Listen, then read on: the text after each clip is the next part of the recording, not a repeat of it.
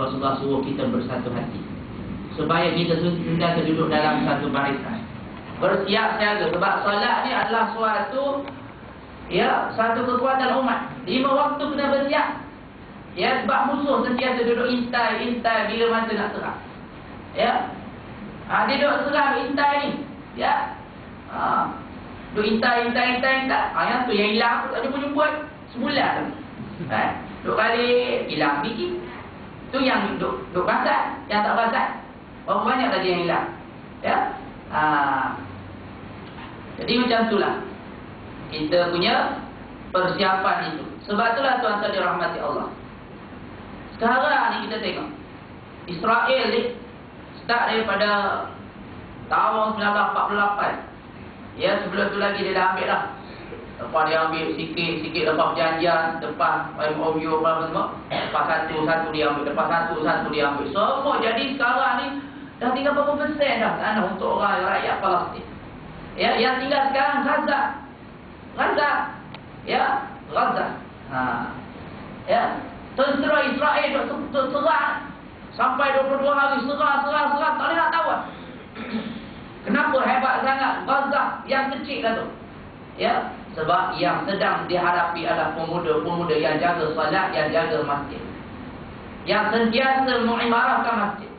Sebab tu yang golongan yang termasuk dalam Brigade Al-Aqsa itu diantaranya mereka itu dipilih, bukan diambil-ambil secara rawak itu. Ya, tak. Dia tak ambil ni nampak macam polda ini dah. Dia ambil yang betul-betul. Contoh.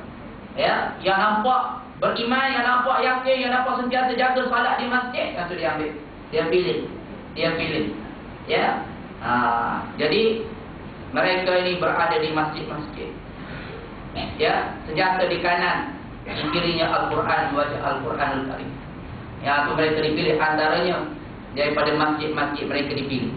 Kemudian mereka-mereka yang sentiasa bai'ah dengan ulama-ulama. Ya. Jadi kerana itulah Allah Taala sebut dalam Isra' tu antara masjid dengan masjid. Sebab apa? Sebab orang yang menghidupkan masjid lah hatinya hidup dalam jihad yang akan membebaskan bumi Palestin dan sebagainya. Ya, hari ini tak dapat lagi. Sebab apa tak dapat? Ya, sebab tu dia sebut daripada Masjidil Haram kepada Masjid Al-Aqsa. Ya. Sebenarnya sekarang sebab itulah penjajah ni dia bijak. Ya, masa dia perang dunia kedua tu dia pecah-pecah negara Arab. Antaranya dia bagi ke keluarga Saud ni satu kerajaan kesultanan di Arab Saudi. Ya, dulu mana ada sultan pun. Ya, dia lantik Saud ni. Ya, kemudian dia pilih satu mazhab yang tertentu. Antaranya mazhab Wahabi. Ya, Wahabi inilah yang menyebabkan banyak bila kita pergi tu imam-imam Mekah tu berapa ramai dah yang kena pecah. Khutbah aja sikit tentang Palestin kena pecah. Dia berdoa saja tentang doa-doa pada kaum muslimin dipecah. Tinggal yang mengaku je lah, yang jadi tu imam sekarang. Ya, berapa puluh banyaklah imam-imam dipecah. Sebab Saud ni dia punya kuat mana mereka. Sebab mereka ni diberi anugerah. Sultan mereka itu ke anugerah kerajaan mereka itu oleh penjajah dulu. Maka penjajah memberi. Ya, sebab tu sebab macam-macam dia tempat-tempat kaya Rasulullah dihapuskan. Sekarang masalah dia duk bincang nak bongkar habis kubur Rasulullah yang berada di Madinah. Supaya tidak ada kesan. Bila tidak ada kesan, tidak ada pengaruh suasana jihad Rasulullah dan sahabat. Bila hilang pengaruh jihad dan sebagainya, dia dapat berkuasa selama-lamanya. Ya, Amerika dapat sepenuh. Ya, sebab itulah semua ulama-ulama besar dia dikafirkan. Imam Nawawi dia kafirkan, Salahuddin dia kafirkan. Ya, kerajaan Utsmaniyah dikafirkan sebab Salahuddin kan penggerak, pencetus kepada kebangkitan umat Islam dan membebaskan Al-Aqsa. Ya, kemudian contohnya Sultan Muhammad Al-Fatih, semua dia kafirkan betul. Imam Nawawi pun sampai macam tu sekali dia buat. Ibnu Hajar Al-Asqalani. Ya, sebab mereka ni ulama-ulama yang menghidupkan Islam, yang membangkitkan semangat jihad, yang membangkitkan kekuatan umat. Yang mana-mana yang dapat pakai, dia semua dia kafirkan. Ni Wahabi. Ya.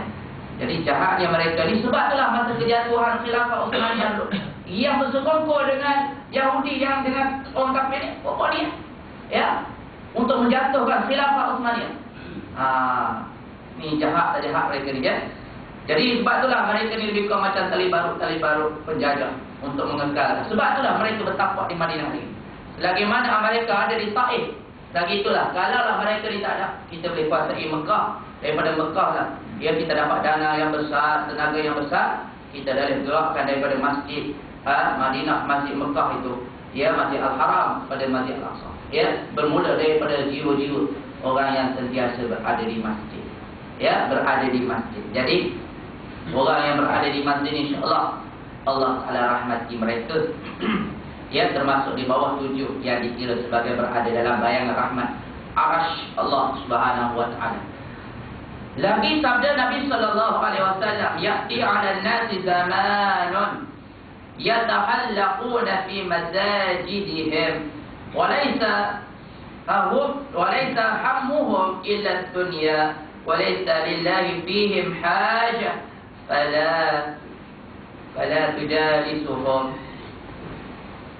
Akan datanglah pada manusia-manusia itu suatu zaman yang mereka suka duduk-duduk berkeliling dalam masjid, tetapi tiada perhatian mereka itu melainkan dalam hal keduniaan. Allah sama sekali tidak memerlukan pada orang-orang yang sedemikian itu. Oleh sebab itu, janganlah kamu semua ikut-ikut duduk beserta mereka tadi. Diriwayatkan oleh Ibnu Hibban, berkeliling. Sama ada berkeliling tu masjid di tengah, perumahan mengelilingi perumahan tu. Dan sekarang masjid kan duduk dekat tengah, dalam perumahan ada biji. Kat tengah-tengah bandar tu, Shah Alam tu kat bandar, tengah-tengah tu biji. Dalam universiti biji. Ya, depan kompleks biji. Ya, dekat apartmen tengah tu biji. Tapi yang turun 2-3 biji, 2-3 topel. Yang turun tak apa ramai. Ya, tapi berkeliling. Datang-datang pun bila ada sesuatu, ada function, ya, masak bubur lambuk, berturun. Ada tempat-tempat tertentu tu, kat Kelang Baru tu, dia kena tak paki je. Dalam kawasan masjid tu letak paki. Bila pengurusi dia buka masjid, lepas tu tutup pintu pagar, mengamuk. Bukan mengamuk. Dia wakilkan kereta dia duduk depan masjid. Dia tak turun. Petua punya orang. Kereta dia tikar kat masjid, dia tak turun. Dia letak dalam kawasan masjid. Kan? Pandai. Tapi maya tak dia. Kan? Ya Allah, tak malu ya Allah. Ada kot buat tak malu macam tu. Kan? Saya pergi dekat Kampung Nelayan. Kita tengok view Allah jual betul depan pintu pagar masjid kan. Tapi tak payah tak masuk. Ya Allah, tak malu orang. Tak malu. Ya, malulah. Orang duduk lalu-lalang di masjid, kita duduk situ. Cokor ya Allah. Tinggallah kan. Tak, ya Allah, tak malu. Ya Allah, inilah orang. Ni dah katakan duduk berkeliling, tetapi tak ada lagi masuk. Ya. Sungguh-sungguh. Bila dia mereka ni menjauhkan masjid, ingat Allah akan jauhkan kita. Ya. Baik. Perilaku salat yang lahiriah. Kita masuk bab tentang perilaku. Salat ni ada batin, ya, ada zahir. Amalan ada batin, ada zahir. Allah Taala tak suka zahir amalan kita ni kita syirik. Begitu juga hati kita ni syirik kepada Allah Taala, menduakan Allah Taala. Jadi dalam perilaku salat lahiriah ni kita tahu lah dengan 13 rukun tu. Ya, 13 rukun, dan ada juga di dalamnya yang dipanggil sebagai batin. Ya. Apabila seseorang yang hendak bersembahyang itu telah selesai berwuduk serta bersuci daripada semua najis dan kotoran yang ada di badan, tempat dan pakaian, dan pula telah menutupi seluruh auratnya, yakni dari lutut sampai pusat, maka ia haruslah berdiri tegak sambil menghadapkan dirinya ke arah kiblat. Ya.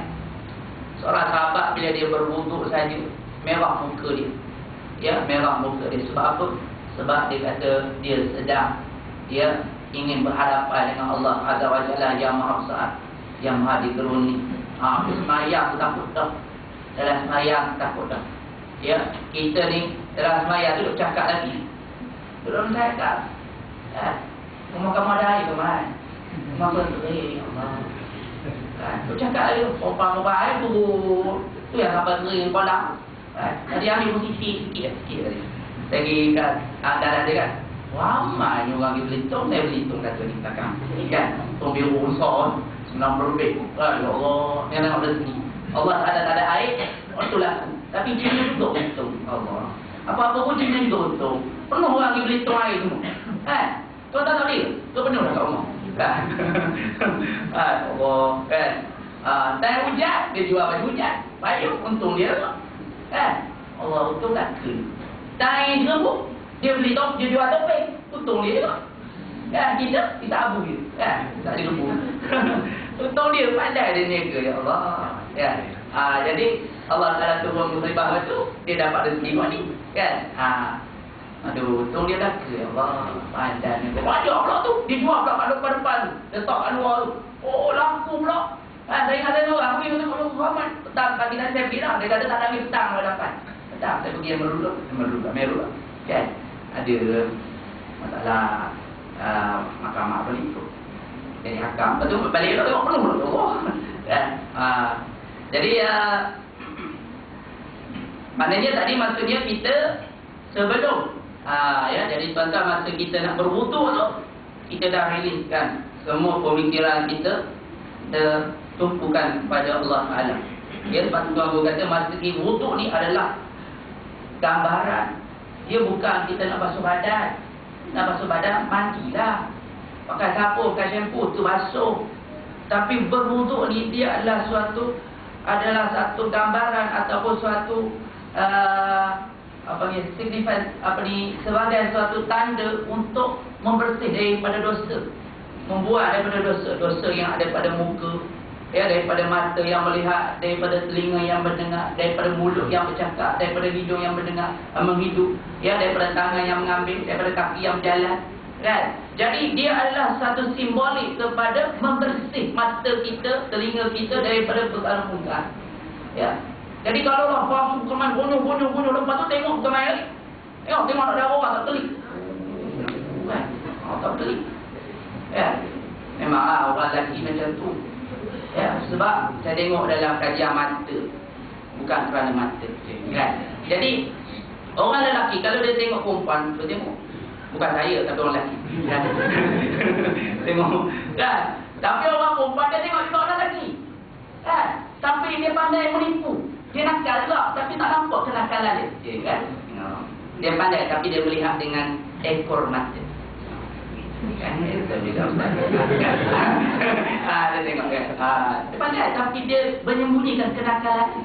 Kita orang lelaki dia terus terang. Orang lelaki terus terang. Dia buat kajian zaman dulu kan. Zaman dulu masa zaman orang duduk memburu. Orang lelaki kerja dia memburu. Orang perempuan duduk di rumah jaga anak. Bila memburu, mata lelaki terpaksa tangkas. Dia hanya menangkap pergerakan yang bergerak. Binatang yang bergerak, dia cepat tangkap. Bila binatang dia pergi satu sudut terperangkap, dia akan fokus pada sudut yang kecil. Dia akan sharp, aim tu. Jadi sebab itulah bila lelaki melihat, dia fokus. Ya, cantik kan. Jadi lelaki. Ya. Orang perempuan dia duduk di rumah jaga anak. Anak sudah takkan nak tunggu sikit. Anak yang tu naik langkah, yang tu naik tingkap, yang tu atas lontek, yang tu. Jadi dia tu. Dia boleh tengok tu. Oh, tu bijak orang dan perempuan. Dia tengok lagi. Dia tak fokus. Kalau dia fokus satu, yang orang lagi tu dalam kolam. Kan? Jadi dia pandai dia tengok satu. Dia dulu satu ya, dia buat yang orang. Man, naikkan sikit. Dia tahu belakang. Dia boleh tengok kan? Dia ria dia hebat kan? Ya, sebab tu dia timing dia tak tengok tapi dia nampak. Kan? Orang perempuan. Dia pandai. Ya, rahsia saya bongkarkan sedikit kan. Ya, jadi kita cucikan mata kita. Mata berwuduk, ya. Sebab tu tak perlu gunakan air yang banyak. Tak perlu gunakan air banyak. Rugi kita gunakan air banyak, pertama membazir. Yang kedua, bila kita gunakan air yang sedikit, kita boleh mengurut terapikan muka kita dengan urutan-urutan tangan kita. 5 kali kita urut tangan muka kita. Ya. Yang tu yang jadi muka kita nampak tegak, mulus, kudus kan. Cantik kan. Nampak awet muda tegak. Macam tu. Betul tak? Betul kan? Baik. Jadi semua tu mengandungi banyak khasiat-khasiat.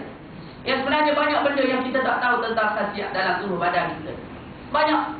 Ya, contohnya khasiat janggut contoh. Sebahagian. Ya, kenapa Islam amalkan sunnah ada janggut? Ya, orang lelaki yang mempunyai janggut, dia mengeluarkan beberapa hormon tertentu. Bila dia bersama dengan isteri dia, jadi isteri ini boleh mengeluarkan hormon kesuburan daripada tindak balas hormon yang ada pada janggut suami dia, menyebabkan dia subur. Ya, sebab tu orang yang tak ada janggut tak berapa anak tak berapa ramai kan. Yang ada janggut bertanya, sebab kan? Alhamdulillah kan, dia subur kan? Subur kan? Dia merembeskan kesuburan pada lelaki, pada suami isteri dia. Itu kan dia. Ya. Begitu juga macam bulu ketiak. Nabi tak suruh cukur bogel macam tu. Nabi suruh cabut. Ya. Sambil saja cabut. Berkerut mata-mata. Cabut. Dah sakit. Jadi dalam bulu ketiak lelaki ni, dia ada satu hormon namanya testosteron. Tak apa, dia macam tu lah lebih kurang. Tapi hormon dia lah. Ya. Kalau perempuan ni tidur dengan suami dia, berbantakan lengan suami dia. Kalau boleh, saya pakai bantal yang biasa lah. Pakai suami punya lengan. Ya, bila dia pakai lengan suami, maknanya mengadap hidung dia ke ketiak suami dia. Ketiak suami dia. Dan lelaki ni 70% daripada bau badan dia daripada sini. Betul tak? Sini. Memang bau badan kita ni tempat keluar kita tak banyak. Daripada mulut, daripada hidung, tempat yang berlapis dan sebagainya. Tapi kebanyakan yang menguasai dominan dia adalah daripada ketiak. Kan? Kalau perempuan duduk sini, dia menyerap bau ketiak suami dia. Kan? Jadi lelaki perempuan itu akan merasa ketenangan dan relax. Ya, cuma kali pertama kubur tu mungkin muntah, tapi kali seterusnya relax. Tak percaya cuba buat, dia relax. Kan? Tenang. Cubalah buat. Kan? Tapi janganlah cukup bogel macam tu. Kena ada sedikit. Kan? Kali pertama tu, ya Allah, bila masalah kan terakhir bila abang cukup, bila abang putih jangan. Jadi sebab tu Islam tak setuju tu kan. Sedap. Ada kelebihan. Baik. Jadi mana tadi? Jadi menghadap kiblat. Sebaiknya supaya dia mendekat ke dinding bahagian mukanya. Sebaiknya supaya mendekat ke dinding bahagian mukanya. Maknanya jangan kita cari satu ruang yang besar. Contoh surau ni kita duduk kat pintu. Bermakna ruang depan kita ni besar. Bila ruang besar, maka pandangan, fokus pandangan kita ni makin luas. Yang eloknya kita duduk depan tu. Hanya nampak dinding saja. Ya, dinding saja. Kalau rumah kita pun, banyakkan sudut-sudut tertentu rumah kita ni bercorak-corak, berwarna-warni, berkain-kain dan sebagainya. Maka bila semayang tu, maka dia datang lintasan. Ya, lintasan. Untuk semayang Allah. Kan? Dia fikir, dia tengok rasa. Lama benar aku tak basuh rasa ni. Tapi sedap. Rasa raya tahun lepas pula tak basuh lagi. Dia dah semayang. Jadi tak payahlah ada kat situ kan. Cari tempat yang kosong, yang terhad kan. Jadi pemandangan kita pun tidak banyak melilap. Ya. Kalau boleh jangan semayang di kawasan tempat orang lalu lalang. Iaitu memang gangguan. Ya. Jadi kita jarakkan, pendekkan tempat pelihatan kita untuk memberi fokus dan tumpuan supaya hati kita ni dapat dipelihara dan khusyuk kita dapat terhasil. Ya, khusyuk kita dapat terhasil. Kemudian juga mencegah bercabarnya fikiran yang bukan-bukan. Ya, jangan mencabarkan. Sebab itulah kita semua ni memang tak mampu untuk daripada awal sampai akhir kita ni khusyuk. Ya, sebab tu saya dah katakan apa makna khusyuk. Ya, khusyuk maksudnya ialah kita membesarkan isti'azamullahu fi qalbi, membesarkan Allah di dalam hati. membesarkan Allah dalam hati. Sebab itulah tuan-tuan, sembahyang perkataan apakah yang banyak kali kita ulang? Ya, perkataan Allahu Akbar 6 kali. 6 kali. Congok-congok 6 kali. Kalau maghrib kita dah buat dalam 18 kali kita sebut. Isyak 24 kali. Zuhur 24 kali. Asar 24 kali. Ya, subuh 12 kali. Ya, 24. Dari situ dah jadi 72. Kan? 72 campur 18.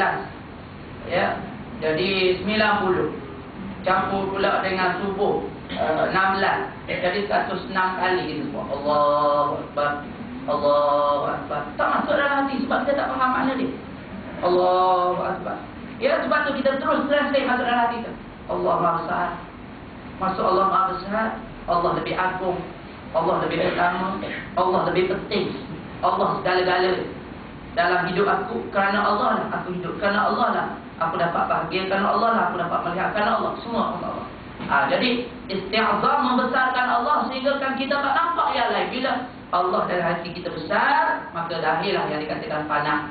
Fana ni maknanya kita melihat selain daripada Allah itu tiada nilai.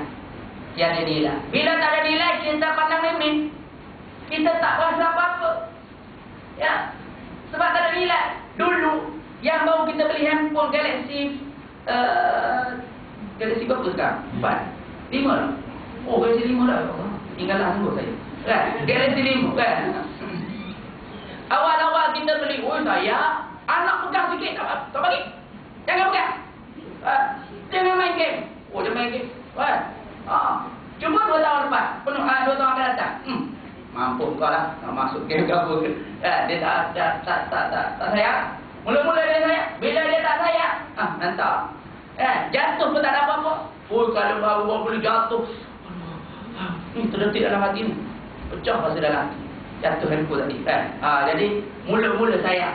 Tapi bila dah lama, kita dah tak ada nilai lah. Ya, tak ada nilai. Kita tak pandang. Ya, hilang pun tak apa, jatuh pun tak apa. Dah lama lah kan. Rasa nak beli yang baru lah pula. Kita tak ada nilai benda. Jadi anggap semua benda tu tak ada nilai. Memang kena anggap macam tu. Barulah ketika itu kita dapat memasukkan Allah, besarkan Allah. Ya, maka ketika itu kita memuji dan memuja Allah. Kita merasa takjub dengan Allah. Sebab itulah pentingnya dikatakan martabat ihsan dalam solat.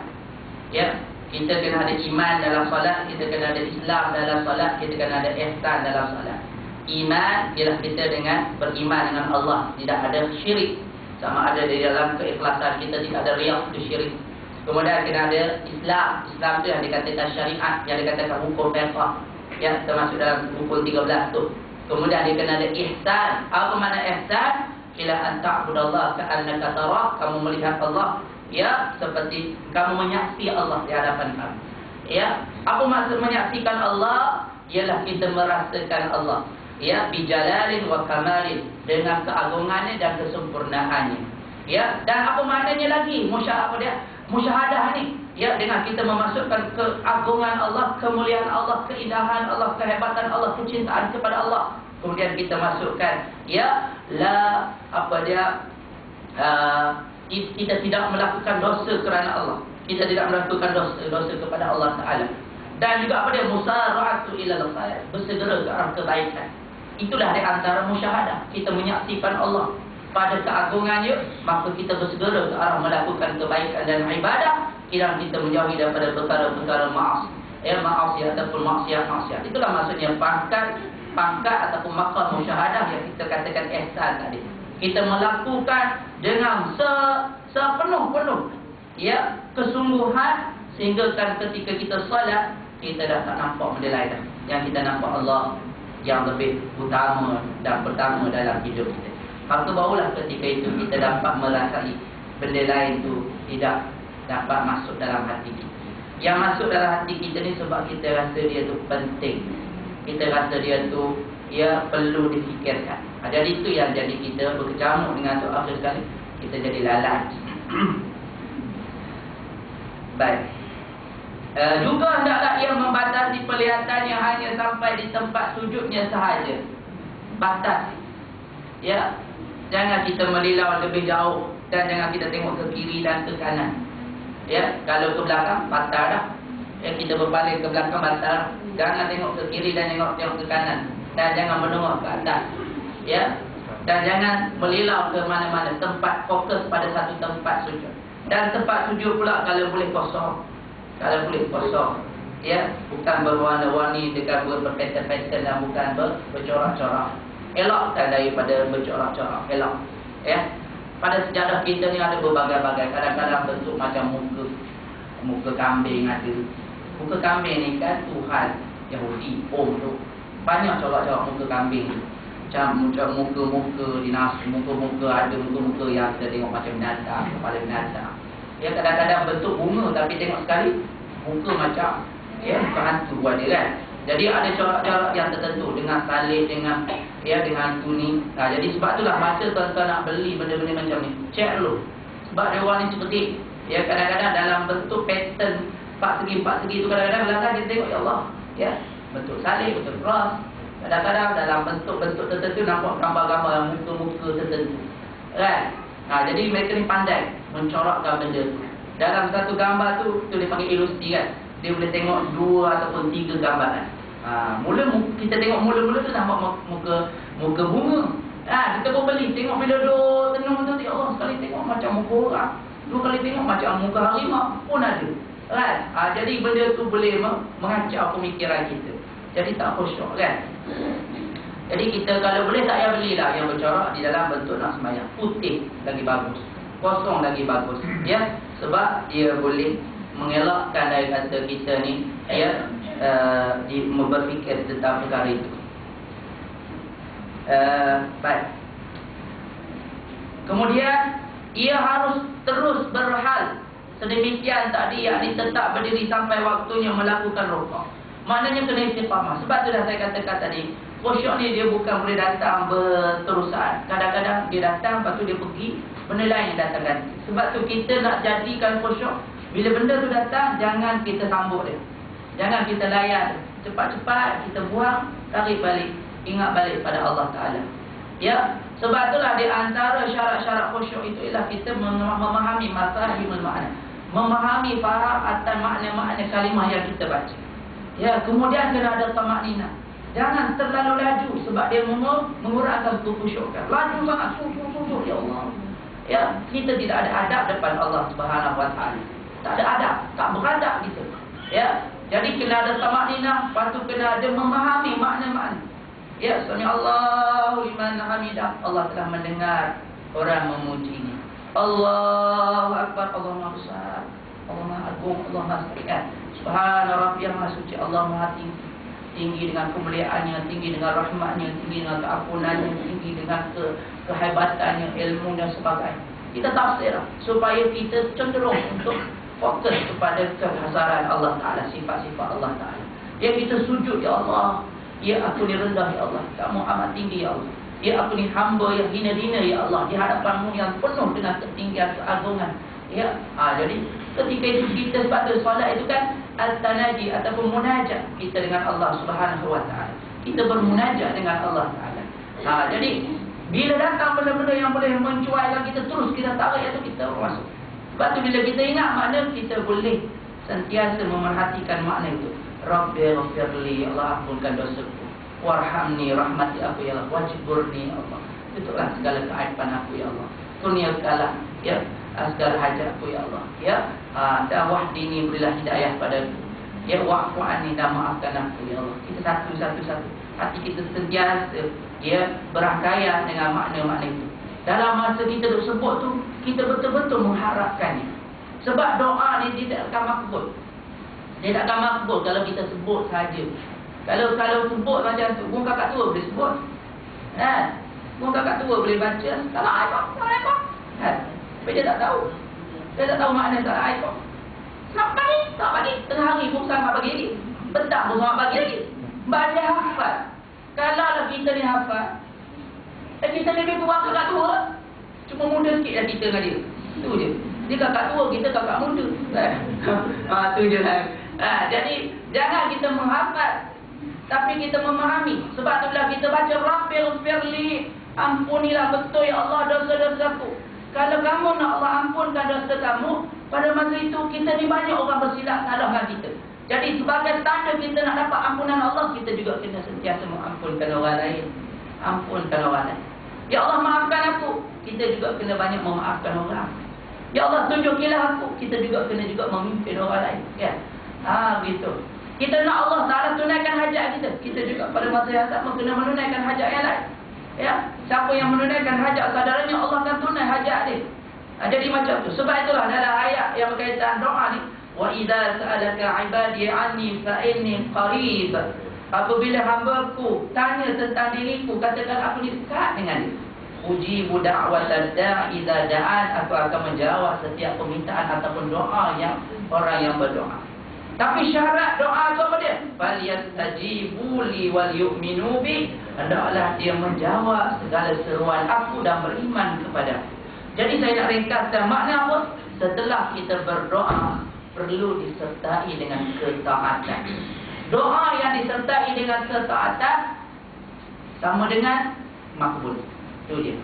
Ya, sebab itulah bila kita berdoa, kemudian kita sertai dengan perbuatan kebaikan, insya-Allah sama dengan makbul. Allah akan terima, insya-Allah. Allah akan terima. Ya, minta doa, lepas tu kan buat zalim.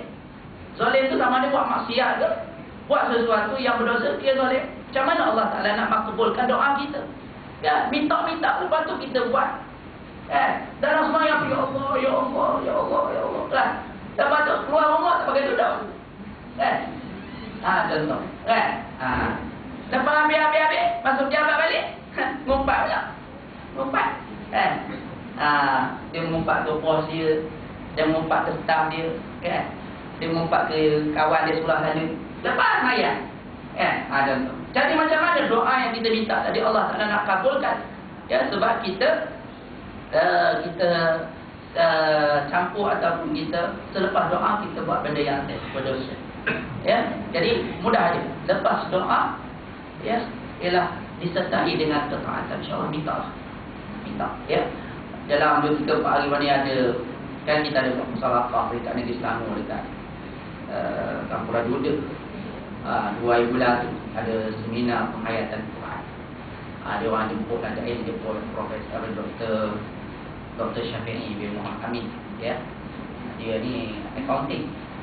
Kemudian dia buka pusat Hafiz Al-Muttaqin di Ceras ke mana? Di Ampang. Ya, dia cerita pengalaman. Dia ni accountant, ya. Dia belajar luar negeri, dah bidang account. Ya. Jadi tapi dia pergi haji. Dia pergi umrah, dia minta dengan Allah 2 kali. Ya Allah, ya aku ingin hafaz Quran untuk berjuzuk, ya Allah. Dan aku ingin menguasai bahasa Arab. Dia minta. Dan ni maksudnya kita kena ada niat, kita kena ada keadaan. Kita kena ada niat. Pertama sekali, yang pertama ialah niat. Ya, niat tu keazaman. Jadi masalahnya kenapa kita tak ada niat? Bila tak ada niat, tak ada azam. Yang tu yang tak berapa nak boleh tu. Ya, sepatutnya yang masalah boleh tak boleh tu nombor 2. Yang pertama tu niat dulu. Niat. Salah ke niat? Tak salah niat. Kan? Kalau kita boleh buat, alhamdulillah. Tak boleh buat tapi nak niat baik, dapat pahala. Kan? Jadi niat dalam hati kita, ya Allah, aku nak hafal Quran, ya Allah. Ya, aku hafal Quran. Dia cerita. Jadi dia membuat satu teknik Quran. Dia boleh hafal Quran 30 juzuk dan 30 juzuk yang tidak ada aliran agama. Kemudian anak dia minta dengan Allah Taala. Yang masa tu anak dia tak ramai, lepas tu dia minta anak yang ramai. Ya, anak dia 30 orang. 9 daripada dia hafaz Quran khatam 30 juzuk. 9 orang. Oh ya Allah, saya cemburu dia dapat anak ramai. Kita tak boleh lagi anak ramai. Rajin tu rajin lah, tapi tak ramai lagi. Kan? Dia orang ramai. Kan? Jarang orang sekarang anak ramai. Haji Bakar 2 apa? 2. 4. Tengok. Itu yang musim pertama lah dah 4. Tak ramai. Tak berapa nak sangat anak orang. Kita ni walaupun tak ada akta, ramai anak pun tak apa kan. Ni anak pun tak ramai. Aduh kan. Jadi dia anak dia semua dan peringkat negeri dan sebagainya. Hebat. Ya, dia ajar pada kita mudah aja. Pertama kena ada niat nak hafal Quran. Yang pertama yang kita ni dipanggil sebagai no time student. Bukan masa kita ni tidak ada masa banyak. Dia kata kita tak perlu hafal banyak. kita perlu hafal satu hari satu ayat. Dia kata kalau kita hafal satu hari satu ayat, mungkin dalam masa 20 tahun kita boleh hafal 30 juz. 30 juz. Tak apa, lama pun tuan-tuan ni kita menghala ke arah menghafal kalimah ataupun kalam Allah. Ya. Dia mungkin kata dalam 12 tahun ke apa, dia menghafal Al-Quran 30 juz. Ya. Cuba kita buat. Cuma dia kata satu ayat dibaca satu hari, tetapi diulang antara 60 hingga 200 kali. Barulah benda tu jadi cair. Benda tu jadi lekat dalam otak itu. Ni hafal dah ingat, berhenti. Sambung yang lain. Sambung yang lain. Dalam satu hari tu dekat tu 2, 3, 4 ayat. Oh, seronok ni aku hafal dah, aku hafal. 2, 3 hari lepas tu hilang. Macam tu kita. Tak ada guna kita hafal banyak. Kemudian lepas tu jadi berupa, jadi itulah. Berapa ramai budak-budak hafiz Quran. Masa belajar dulu hafal dulu juz. Bila balik kat kampung jadi imam, ada seorang tu jadi imam. Biasa kalau dia jadi imam, kuliah qul Allah, qul ahad, qul Allah, qul a'udzu birabbil falaq. Orang tanya, ustaz kan hafiz kenapa asyik baca qul Allah kuliah ni? Itu dia ingat. Itu dia ingat. Maknanya bunyi dia hafiz. Nama dia hafiz. Bapak mahfuz. Belajar di tahfiz. Tak mampus tapi tak ingat. Jadi sebenarnya buat apa? Hafal banyak-banyak tapi tak ingat. Dosa. Baik kita hafal satu tapi ulang. Abasa wa tawalla, abasa wa tawalla, abasa wa tawalla. Jadi kecil. Abasa, alim, basin, wa, ta, wa, la. Dah 6, 7. 7 kali 10 dah 70. Tu sekali baca. Ulang sampai 60 kali. Abasa wa tawalla an ja'ahul a'ma wa ma yudrika la'allahu yazakka wa ma yazakkaru. Tidak faham zikra. Kan tuan-tuan, dalam masa 2, 3, 4 hari tuan-tuan boleh baca 2, 3, 4. Tak pun. Ulang. Ya, setiap ayat Allah bagi 10. Ya. Tak apa sikit pun. Yang penting kita ingat lekat dalam otak. Ya. Ni ingat lupa, ingat lupa. Kan? Jadi macam tu. Jadi macam tu lah kita belajar. Pada masa pertama tuan-tuan boleh baca satu ayat satu hari, tengok makna, baca seronok. Dapatlah beberapa pengajaran yang besar dalam kehidupan kita. Baik. Jadi berusahalah kita biar sentiasa ingat kita sedang duduk dalam sembahyang. Kita duduk dalam sembahyang. Ya. Kita kadang-kadang dia jadi kita jadi ralik ni sebab kita tak perhati. Ya, kita tak rasa seronok sebab kita tak perhati. Kita tak perhati. Ya, kalau kita tengok cerita orang putih, kalau kita jadi pemerhatian, kita fokus sebab dari segi visualnya, dari segi gambarnya, dari segi actionnya, dari segi susun atur cakapnya, dari segi aksinya, dari segi plotnya, dari segi dia panggil sebagai dia panggil climaxnya, kita rasa macam kita duduk dalam hantu. Ya, macam orang tengok bola. Orang minat bola. Kat sini kan semua peminat bola. Kan? Sampai kan mana itu? Dia pasang string kat rumah dia. Dia pasang string. Seronok macam duduk dalam tengah badan. Macam kita yang duduk bola. Sebab apa? Daripada awal kita tak pernah berhati. Minum kopi ni. Berhenti setiap ke nak minum tu. Allah, seronok kan. Sampai habis tu. Dia berhenti ke bola tu. Ya. Seronok kita tengok kan. Kalau main badminton, nanti kita goyang badan. Dia suming, dia angkat. Kan. Kita yuk kan. Jadi kita ambil perhatian seronok sebab apa? Kita merasai kehebatan mereka tu. Jangkung mereka, ketangkasan mereka tu. Dia semih. Ya. Semih mau. Kalau kita ngarek-ngarek cabut. Dahsyat. Kenapa kita rasa terpegun? Sebab tu yang saya katakan tadi, musyahadah ni antaranya yang perlu kita nak masukkan dalam hati kita, kena ada perasaan ujub, ya, keajaiban, kehaibatan Allah. Barulah kita akan lihat sesuatu yang ajaib, kita akan bagi perhatian. Ajaib. Ya, kita akan bagi penumpuan. Ajaib. Sebab itulah dalam sembahyang kita kena sentiasa merasai keajaiban Allah. Keajaiban Allah. Ya, barulah kita merasai kenikmatan berada dalam solat. Keajaiban. Ya, macam kita baca Quran. Lepas kita baca ayat itu ini, hebat. Ya, lepas satu lepas satu. Kita tengok perselisihan alam ni. Kita rasa kagum nak menghayati. apa yang pernah dirayakan dan diceritakan oleh Rasulullah. Satu tuan-tuan tengok, start daripada awal bulan 12 lepas. Ya, bulan 11, bulan 12 kan masa tu banjir kuat. Kat Kuantan, tuan-tuan hantar dengan lori-lori pakai baju kan. Bulan 12 11 kan banjir. Kuantan banjir, kat Terengganu, lalu kita lu pun banjir. Kan? Sampai dengan khabar Muhammad Said ni sekat roti gardenia tu. Kan? Nak bagi makan pada orang. Masa tu kan air banyak kan. Oh, banjir kat Kelantan banjir. Ya, rumah saya view sampai atas meja. I take. Kan? Banjir kat Johor tu biasa banjir kan. Banjir, ya Allah. Masuk bulan 1 sejuk. Semua orang berkata kan, ya Allah sejuk ni semua Malaysia sejuk. 16 Celsius. 16 Celsius sejuk.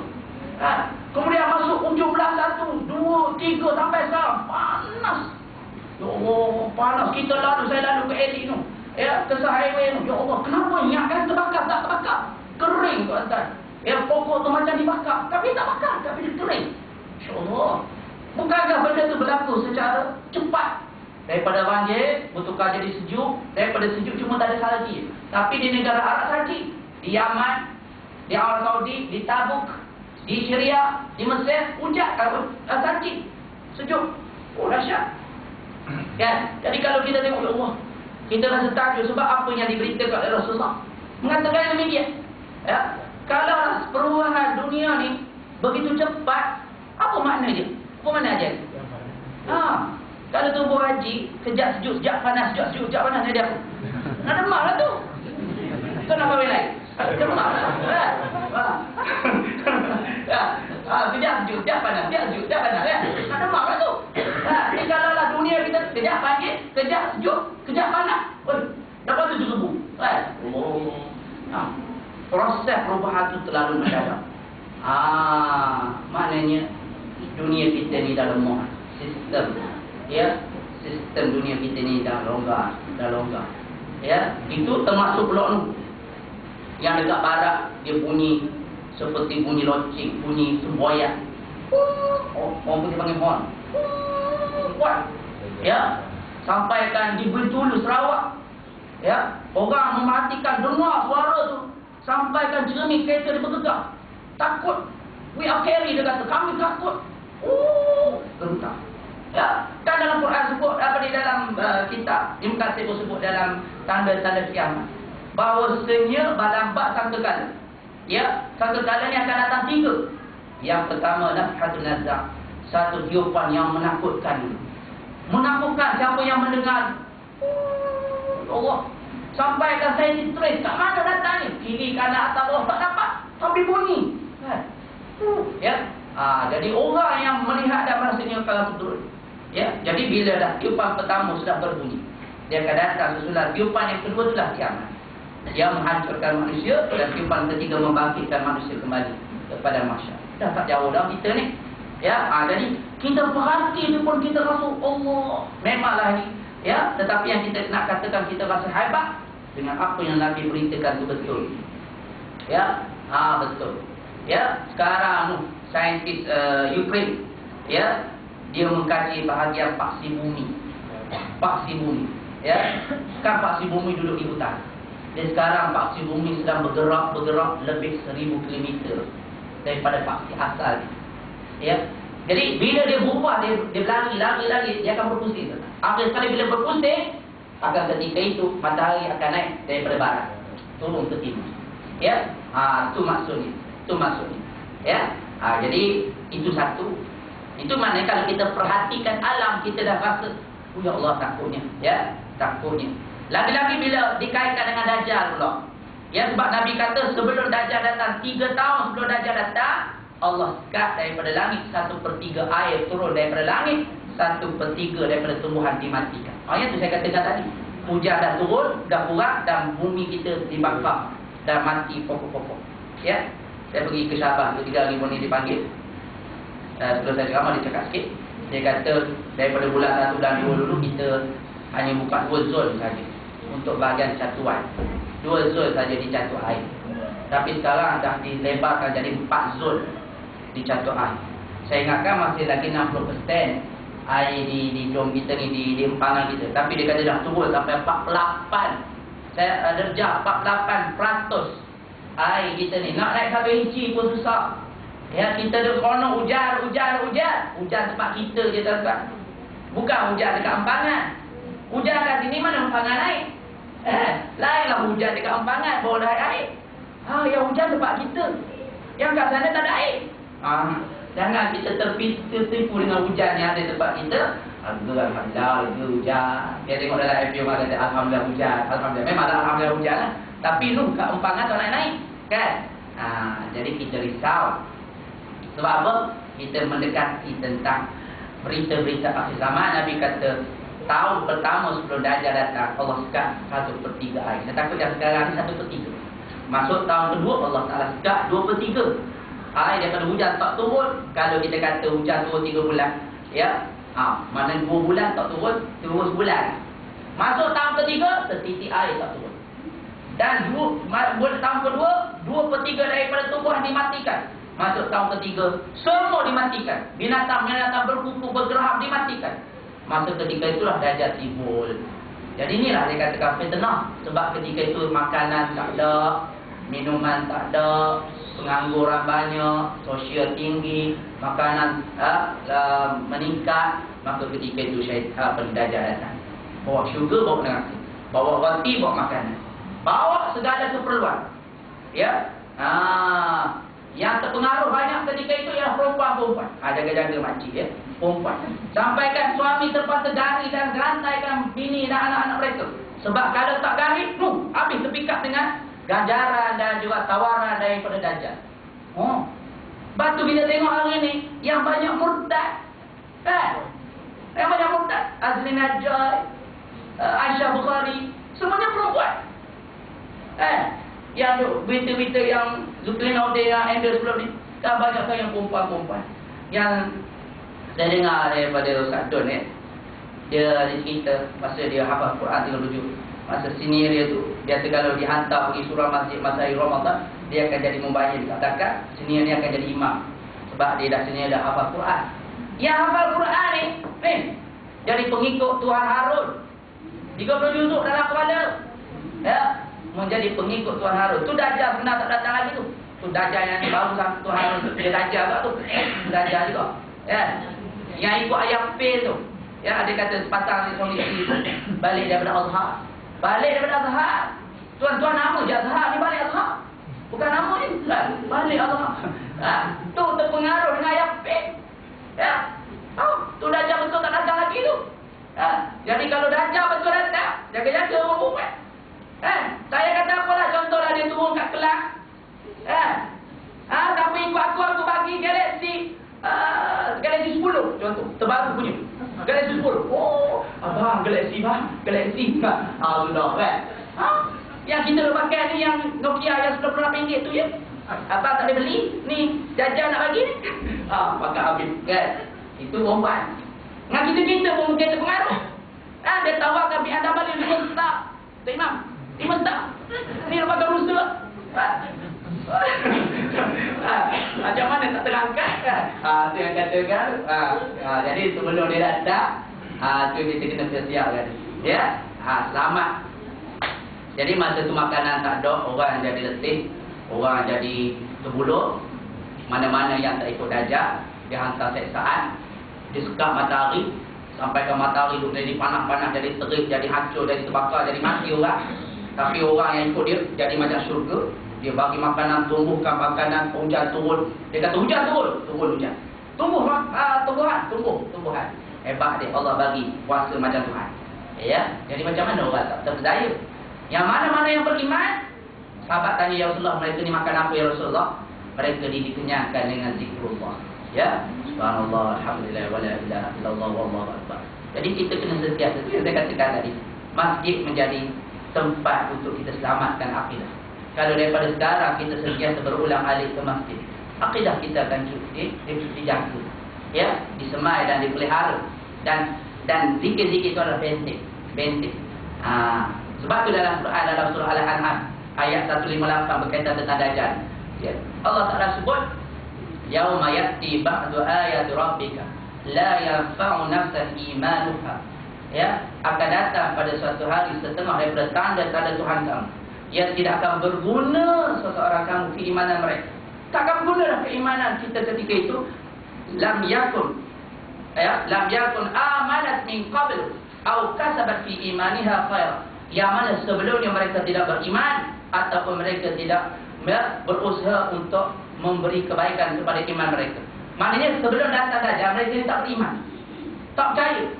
Macam kata Ahmad tu, orang yang tentang hukum Islam, duduk dan sebagainya, kan, duduk meleceh kan. Orang yang macam ni bila Dajjal datang, tak guna dah ketika itu. Mereka akan ikut Dajjal. Ya, Dajjal akan taburkan segala kehebatan, ya, kekayaan.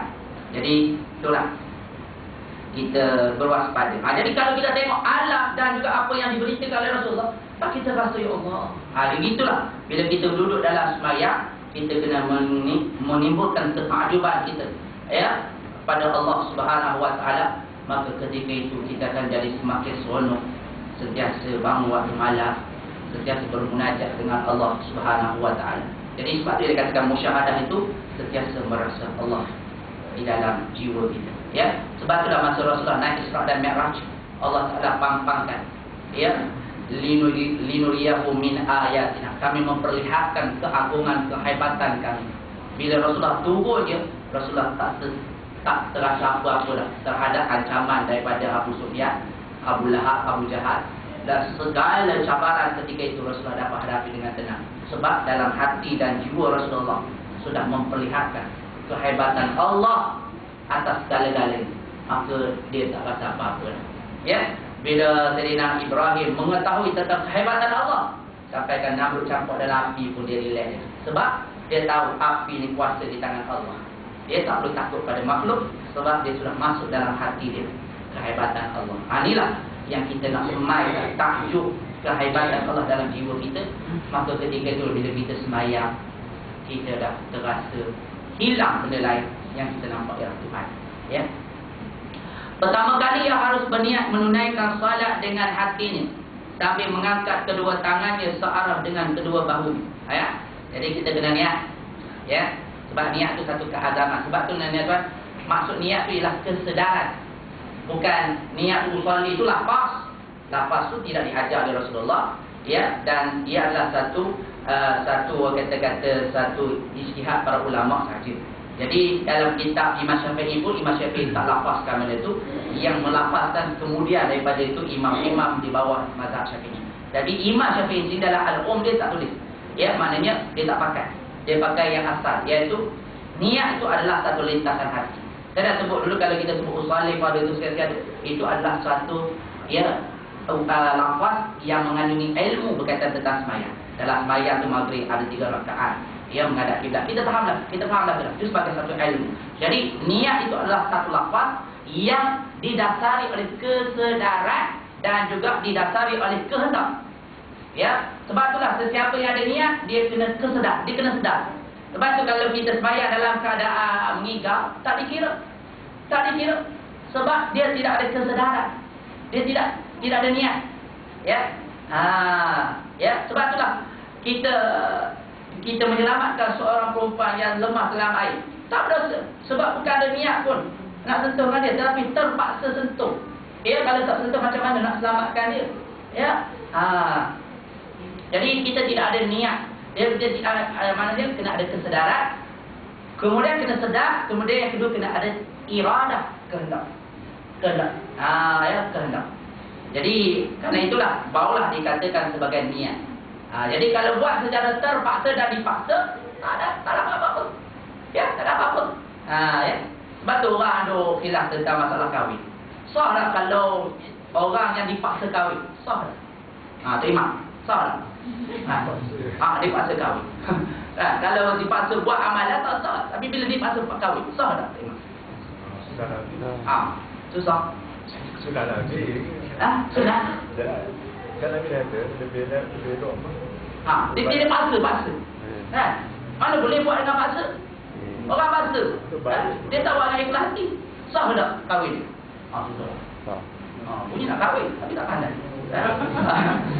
Bukan kan?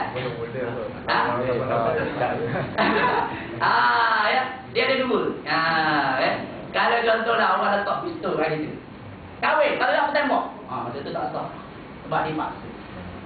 Dipaksa. Tapi yang kita paksakan, bila dia dah buncitkan kawan tu, mak dia bapak dia paksa kan. Kamu kahwin tak? Kahwin aku sepak kan. Dia pun okey. Dia pun kahwin. Masa dia angkat nikah tu, dia dalam keadaan dipaksa pada permulaan. Masa dia angkat nikah tu dia sedar. Ya, tu dia sah lah. Ya. Masa dipaksa tadi bila letak pistol. Letak pistol tembak kan. Dipaksa tuan-tuan. Ya. Jadi tak ada orang pula nak paksa kita. Jadi maknanya kalau dipaksa macam tu tidak boleh lah. Ya. Jadi sebab tu dia katakan kesedaran dan kena ada kesedaran tu dipanggil qasad. Ya. Kemudian kena ada iradah, kehendak. Kalau tak ada benda tu tak sah. Jadi sebab itulah niat tu benda yang kita ada sedar, kita nak sembahyang dan kita nak lakukan. Tu dah clear. Itulah sembahyang insya-Allah ya. Apa dia? Tambah ikhlas. Ya. Jadi itulah dipanggil sebagai niat lintasan saja ya. Kemudian kedua tapak tangan dihadapkan ke arah kiblat. Ya. Kedua tapak tangan kita. Ya. Jangkat menghadap. Maknanya setentang dengan telinga, setentang. Ya, bukan rapat dengan telinga. Bukan makna sentuh telinga tu. Ada orang ada cuba dah sentuh. Tu yang jadi kedu kan. Dah dia setentang dengan telinga ya. Ambil satu tala gitu ya. Ya. Buka sedikit tangan. Jangan buka kuat sangat. Ya. Dengan sedikit. Jadi menghadap ke arah kiblat. Tapak tangan dia menghadap kepada kiblat. Menunjukkan semuanya tunduk ke arah satu arah sahaja. Kalau kita ni senang suku dah ni. Ya, kita tabir perenggan ni ya, insya-Allah. Semua jari-jarinya digelarkan.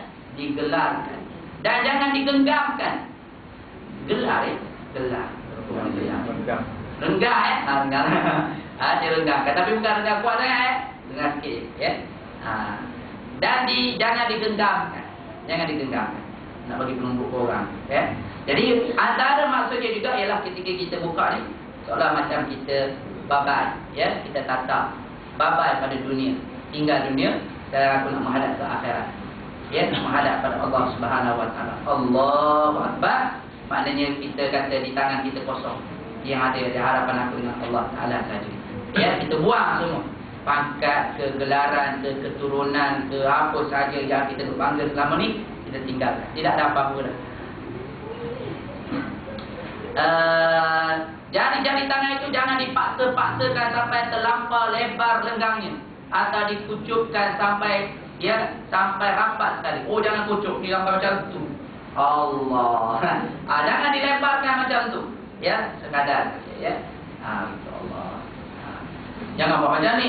Allah kan. Dekat ya. Orang perempuan dekat dia. Orang lelaki ni dia buka. Orang perempuan dia mengucup ya. Jadi kemudian tetapi hendaklah dibiarkan saja menurut kebiasaan. Jangan dipaksa-paksa. Dia kemudian bertakbir lalu meletakkan kedua tangannya itu di atas dada dan di tangan yang kanan diletakkan di atas tangan yang kiri. Tangan janganlah direnggangkan dari badan atau dirapatkannya sangat. Selesai bertakbir itu jadilah hendaklah dibiarkan sebagaimana biasa saja secara wajar dan pantas. Jadi letak tangan di dada ni ataupun di atas pusat ni adalah sunat lah. Kan kalau kita tengok ada orang dia tak pun, dia tak tahu. Allah tak itu je. Pun tak apa. Ya, tak apa. Sebab dia tu sunat. Jadi kalau boleh bila kita sembahyang ada adab sikit, kita letak di tangan. Ya, letak di tangan itu bukan dirusuk. Ada orang letak dirusuk. Ya, dia letak dirusuk. Dulu saya sembahyang, mari Pak Ustaz tu dia letak lah. Itu dia. Bukan main lagi semayang. Kan? Letak kat rusuk. Kenapa letak di rusuk? Letak di atas pusat. Ya, tak ada pusat. Direndahkan. Apa dia? Begitu. Kalau ikut ulama, antaranya 3 ke depan. Yang satu ni mereka di atas pergelangan. Ya, dan ditekan sedikit di tangan. Sebab kita tekan di sini ada urat yang bersambung ke hati. Yang memfokuskan dan menenangkan jiwa dan hati kita. Ya, duduk itu. Baik. Jadi dan dia di tengah-tengah antara pusat. Dia tidak boleh letak kat pusat dan bawah pusat. Letak kat pusat, bawah pusat kan. Tak payah pegang, letak lagi lah. Jadi ada yang letak di dada. Orang kata kalau dada ni habis tu kan. Dah habis. Ya. Kalau pendapat Sayyidina Ali di dada. Ya, fasalli li rabbika wanhar. Hendaklah kamu sembahyang dan berdada. Wanhar itu diterjemah sebagai di atas dada. Ya, boleh letak di dada. Kalau siapa letak di dada, letaklah di dada. Sebab kekhusyukan itu, ya, sebab itulah kita letak di perut tetapi menghampiri dada supaya ya jaga dada biar khusyuk. Ya, ada orang nafas ni, pun tak apa. Ya, jangan kata oh, ni mazhab mana pula kan. Boleh ya, tapi kita biasa sederhanalah tengah-tengah. Gitu. Dalam mengucap Allahu Akbar, iaitu Allah Maha Besar. Sebab tu bila sebut Allahu Akbar, terus kita terjemahkan dalam hati kita. Allah Maha Besar, ya, Allah Maha Agung, Allah segala-galanya. Ya, biar kita masukkan ketakjuban tentang kekuasaan Allah Subhanahu Wa Taala. Ya, maka suku hu-nya hendaklah disambut terus dengan suku akbar. Jangan jadi Allahu Akbar. Dia tak ada hu. Ya. Jadi kalau hu tu dah dari salah. Ataupun kalau barnya panjang, dia akan jadi Allah gedung besar ataupun gedung besar. Ya. Akbar Rabbah tu dipanjangkan jadi ada mak asli itu, maka dia akan jadi makna gedung. Ya. Gedung besar. Ya, bukan Allah yang Maha Besar. Ya, hu tak boleh panjang, ya, ba pun tak boleh panjang. Dan Allah pula tak boleh terlalu panjang. Ada orang sampai 6 harakat. Allahu Akbar. Sebab apa? Sebab nak masuk fasta, nak masuk ta'yin, nak masuk ta'aruf semua tu. Kan? Ni yang jadi masalah. Ya, masalah. Sebab tu kita katakan tadi, ya, niat tu tak sampai macam. Ya, sebab Nabi kata tahrimuha bi takbir, diharamkan benda lain kerana takbir, wa tahliluha bi salam, diselesaikan dengan salam. Jadi niat tu sebelum. Ya, jangan ada masa tu. Sebab bila kita angkat takbir Allahu Akbar, dia ada selari dengan apa yang di dalam hati kita, itu yang kita ucap. Tapi kalau kita ucap tapi dalam hati kita lain, kan tu munafik namanya. Cakap lain, hati lain. Ya, itu maknanya orang yang bermuka-muka. Tapi bila kita sebut Allahu Akbar dalam hati, Allah Maha Besar, terjemahkan perkataan itu. Tidak Allahu Akbar dalam hati, saja aku semayang sekian bar kan. Jadi Allah Akbar kamu ucap ke mulut, tapi dalam hati benda lain. Tak selari dengan perkataan. Ya, tak selari dengan perkataan. Jadi itu silap lah. Ya, jadi jangan terlalu banyak. Jadi banyak sebenarnya pembahasan. Kalau kita tengok dalam Ustaz Abdul Fari itu, dia kata sampai ada dalam kitab itu sampai 400 kesilapan dalam solat. Ya, dalam Fatihah sampai 200 lebih kesilapan. Jadi kalau nak sebut satu-satu itu panjanglah. Ya, jadi di sini secara ringkas saja. Juga antara hu dan akbar itu jangan dimasukkan sesuatu bunyi yang serupa waw. Ya, Allahu wa kan. Wa akbar, Allahu akbar. Jadi huwa pula situ. Huwa tu mana dia? Allahu akbar. Ya, ada huwa pula. Jadi tak sah. Ya, tak sah. Lalu seolah-olah berbunyi Allahu akbar. Ya, tak boleh.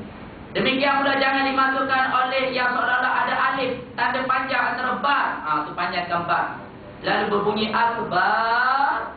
Ya, tak boleh. Ya, macam cerita satu cerita dulu ya. Kan dia masa penjajah kan ada satu cerita Kapten Adnan tu. Dia takbir. Allah Akbar.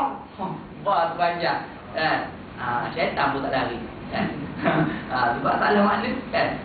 Jadi selain itu ra-nya akbar haruslah disaknahkan, maksudnya dimatikan. Tak boleh Allahu Akbar, Allahu Akbar. Ada juga jenis macam tu kan, disaknahkan. Dan jangan dibaca seolah-olah dhammah, iaitu dibaca baris depan. Ya, wallahu taala bisawab.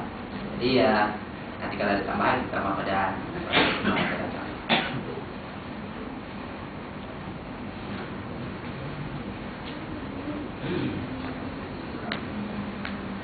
أقول قول هذا أستغفر الله لي ولكم. بسم الله الرحمن الرحيم. الحمد لله رب العالمين والصلاة والسلام على أشرف الأنبياء والمرسلين وعلى آله وصحبه أجمعين. اللهم لا تغفر لنا بذنوبنا hidayatik. Rahmana wa tarhamsika abadan abada rahmatika ya arhamar rahimin. Allahumma inna na'udzubika min 'ilmin la yanfa'u min qalbin la yakhsha'u wa min lisanin la yashfa'u wa min rizqin. Sallallahu alaihi wa alihi wa sallam. Alhamdulillah. Astagfirullah.